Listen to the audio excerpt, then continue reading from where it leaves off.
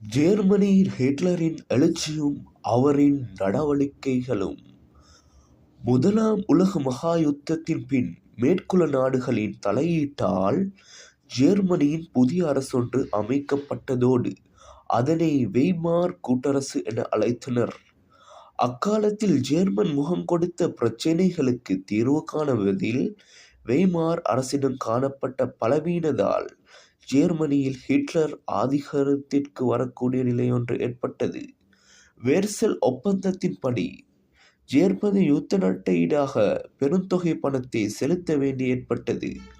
1920ஆம் ஆண்டுக்கு பின் ஜேர்மனியின் வருமானம் முழுமையாக யுத்த நட்டஈட்டத்தை வழங்குவதற்காக செலவழிக்க வேண்டிய நிலை ஏற்பட்டமையால் வெய்மார் அரசு விரைவாக பணம் அச்சடிக்க ஆரம்பித்தது. இதனால் பணத்தின் பெருமானம் விரைவாக வீழ்ச்சியடைந்தமையால் நாட்டின் பெரும் வறுமை ஏற்பட்டது. நாட்டின் பொருட்களின் விலை மிகவும் அதிகரித்ததோடு வேலையாற்றோர் பெருந்தொகையினர் உருவாகினர். ஹிட்லரின் ஆதரவாளர்கள் இந்நிலைமைக்கு தமக்கு சாதகமாக கொண்டனர்.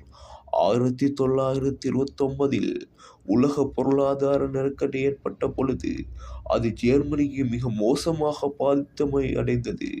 இதனால் ஜேர்மனியின் வேலை வாய்ப்பின்மை மிக அதிகரித்ததோடு பொருட்களின் விலை மேலும் அதிகரித்தது. சில நகரங்களில் தொழிலாளர்களின் வேலை நிறுத்தங்கள் கூட ஏற்பட்டன.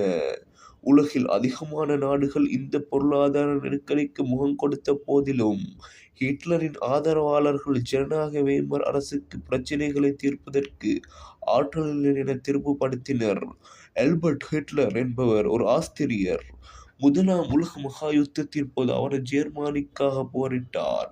வெய்மர் ஆட்சி காலத்தில் அரசுக்கு எதிராக சூழ்ச்சி செய்தமையால் சிறையிலிடப்பட்டார். சிறை வாழ்க்கையின் போது அவர் தனது புகழ்பெற்ற எனது போராட்டம் என்ற நூலை எழுதினார். அந்நூலில் ஜேர்மனி நாசிவாதம் குறித்து அவர் தமது கருத்தை வெளியிட்டார். சிறையிலிருந்து சுதந்திரம் அடைந்த பின்னர் ஜேர்மனியின் உச்சினவாதத்தை பரப்பி ஹிட்லர் 1933இல் அந்நாட்டின் பாராளுமன்றத்தில் அதிகாரத்தை கைப்பற்றி ஜேர்மனியின் சான்சலரானார். ஹிட்லரின் கட்சி தேசிய சோசலிச கட்சி என அழைக்கப்பட்டது. இப்பெயரே நாசிஸ் என்ற சொல் உருவாக்கப்பட்டது.